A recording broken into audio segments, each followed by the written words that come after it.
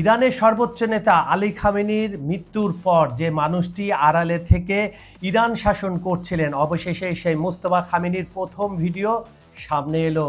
ইরানের নতুন সর্বোচ্চ নেতা আয়াতুল্লাহ মোস্তফা খামেনি দায়িত্ব গ্রহণের পর থেকেই চরম নিরাপত্তা ঝুঁকির কারণে তিনি জনসম্মুখে আসা থেকে বিরত ছিলেন এবং অন্তরালে থেকেই প্রশাসনিক ও সামরিক দিক নির্দেশনা দিচ্ছিলেন।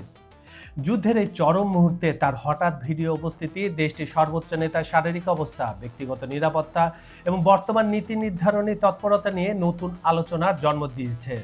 বিস্তারিত জানতে ভিডিওটি শেষ পর্যন্ত দেখুন। সম্পূর্ণ ভিডিওটি উপভোগ করতে এখনই ভিজিট করুন আমাদের নতুন ইউটিউব চ্যানেল খবর সংযোগ রিলসে। চ্যানেল লিংক পেয়ে যাবেন ডিসপ্লে এবং কমেন্ট বক্সে, ক্লিক করে যুক্ত হন এখনই।